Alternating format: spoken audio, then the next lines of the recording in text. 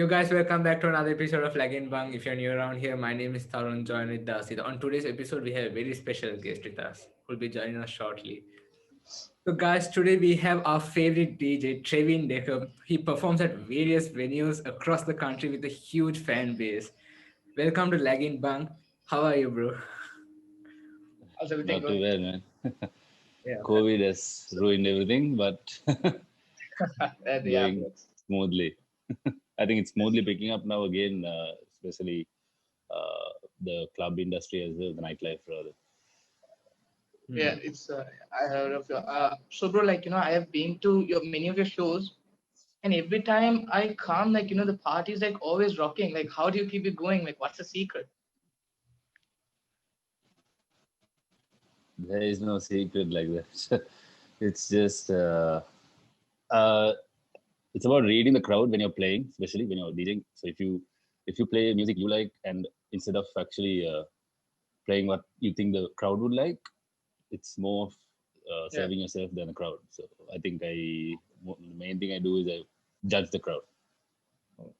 So there are like many people trying so hard to figure out, what they want to do, whether it's professional or like life. So how did you figure out that DJ was your move? Like, was it like a passion?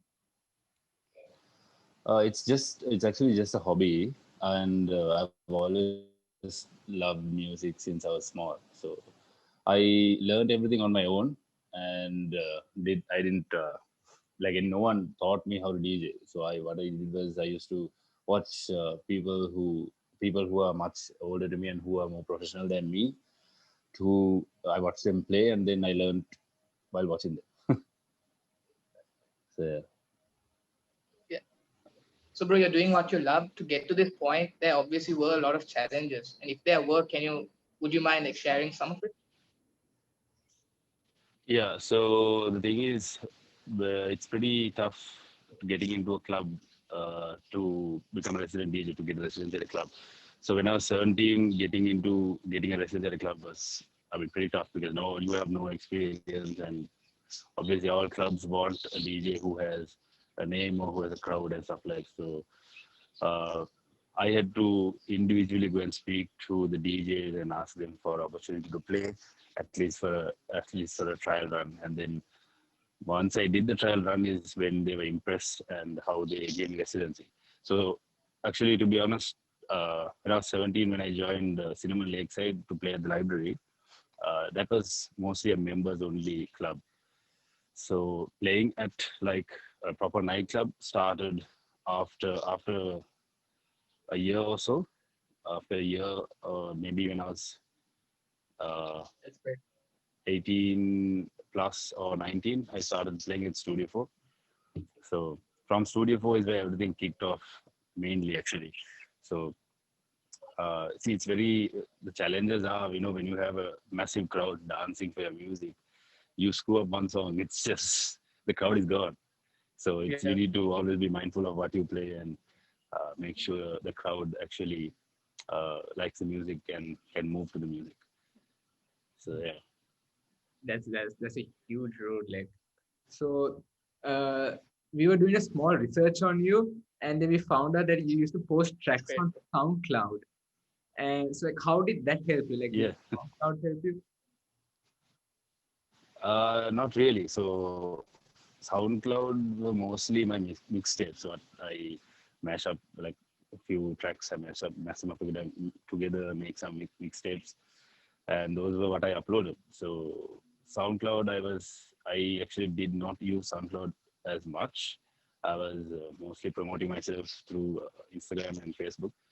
Well, to be honest, the things that actually brought me to where I am today is by playing at clubs, making a name, then interacting with people, like interacting with other DJs. Especially, there are so many DJs that inspire me as well. Um, one would be, I would say, one really good hip hop DJ I would say is Fazil from Chiller Room. He's really actually, I really like his music, really like the way he plays, and Yeah.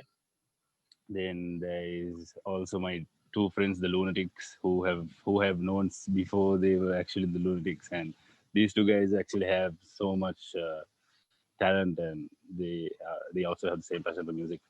So I love these guys and respect them a lot. There's actually many DJs like Clifford Isaac, one of the only house DJ I would sit down and listen to anytime, anywhere. So Yeah. yeah, so many DJs that I actually love listening to, and more than myself. Mm. And yeah. So Yeah. Yeah. That's great.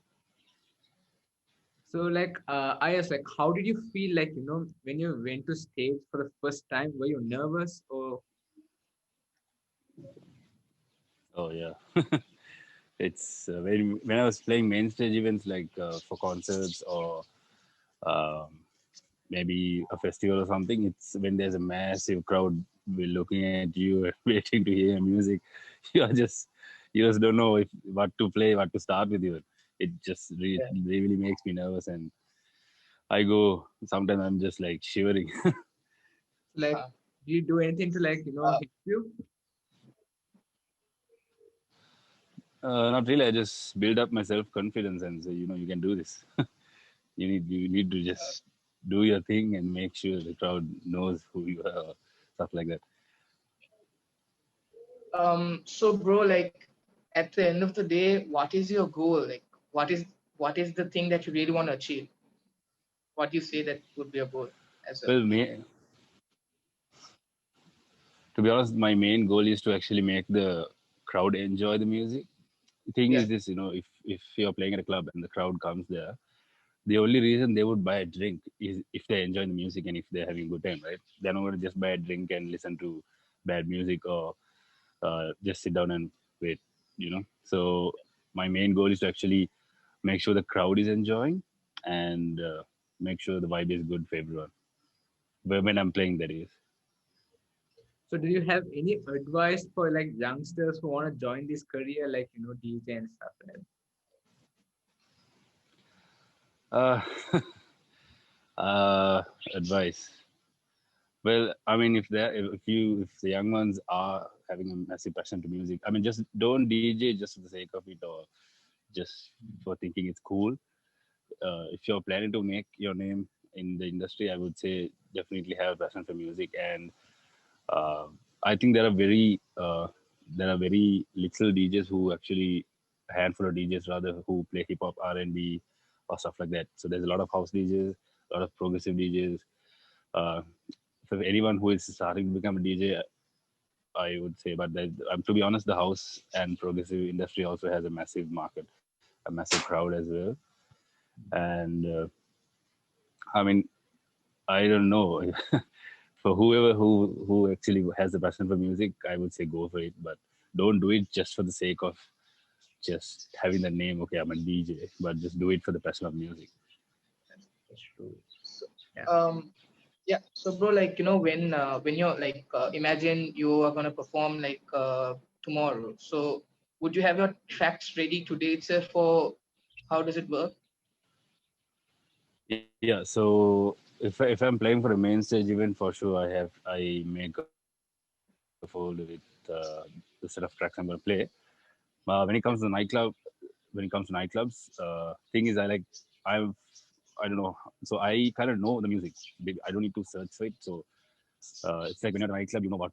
to play. It's like that. So According to the at vibe. nightclubs, yeah, according to the vibe.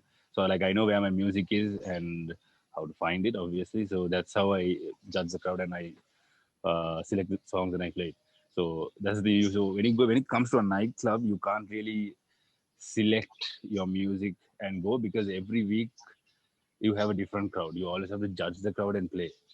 Every week you don't get the same crowd coming in. It's there's at least 10 new people coming in with a different vibe. So which is why you have to always judge the crowd and play. But if it's a main stage event, there will obviously be 3 4 other DJs playing. So you can create a set or plan a set and go and play. So I have like we had this small game now, like a rapid fire. So we are gonna ask a few questions. So apart Sure, from sure. there's something else that you would love to do. Uh, and something else I would love to do other than DJing. Yeah. Uh, I would obviously be a pilot. Pilot. Oh damn. Uh, so a venue that you hated to play, but then you had to perform it. Is there any place like that? Like any day that you are like, okay, this is not a good vibe at all. I mean, maybe a private party. There has been a few private parties like, oh, this is not my thing, kind of thing. Like maybe private parties, but not venues as such. Oh. So we asked this from all our guests. Okay, so your Sri Lankan celebrity crush. Sri Lankan celebrity crush. Huh. Honestly, I'm not even sure. I mean, I Yeah. don't have a celebrity crush right now. Maybe back then, but uh, I'm not sure now who. Maybe a I tip. guess Anyone? I don't know. There should be Honestly, some. no. Not a Sri Lankan celebrity crush for sure. Oh, last Okay. question. Okay. Um. Yeah. So, bro, while you were performing, what was the craziest experience you ever had? Obviously, there should be some. Uh, well, one of the really good events and craziest events I played for is a museum 31st night, and also Karma White Party 31st night also, which was insane. The crowd was massive, thousands. So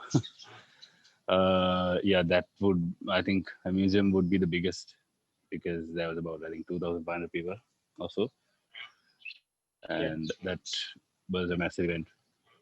And one of the, obviously another crazy night would be at Attic itself, which there's been nights which have been insane. Where one night even Juicy J came to Attic, which was an insane night. Oh, that's great. Yeah. So the destination that you have dreamt of performing in, that you would always love to perform. Uh, well, obviously this is every DJ's dream to play at Tomorrowland, but it's a long, long way to go there. I mean, there's a lot of things to be done in order to get there. So definitely a place to play, I would say Tomorrowland or Ultra Music Festival. But the short-term goal, uh, if there's a short-term goal, that would be, uh, I would say, playing at a nightclub anywhere around the world other than Sri Lanka, just for the experience. Maybe Dubai first. Uh, yeah, probably Dubai first. Just because I have heard that Dubai clubs are really good. So, bro, you have some friends who are DJs, and if you can name some, and do you think you're actually better than them? I wouldn't say I am better than them because each and everyone they have a different talent in what they do. Like I said earlier, the Lunatics have they have a combination of two people which really blend well, and the way they play, the way they mix, it's completely different to how I do it. So I don't really compare myself to be better than anyone, but I would say we are all good in our own way. So Clifford especially, then Lunatics, as I said, and then Fazil, that's Dirty Dozen. Dirty Dozen is an insane DJ. He's really good, and I love the way he plays. So that's the thing. So everybody has their own talent on how they play. So I can't really compare myself and say I'm better than anyone. But yeah, So that was a great session today, like Yeah. we had. So thanks a lot for joining us today. I think we had to pack stuff up now. So no thanks worries. for joining us. It really meant a lot.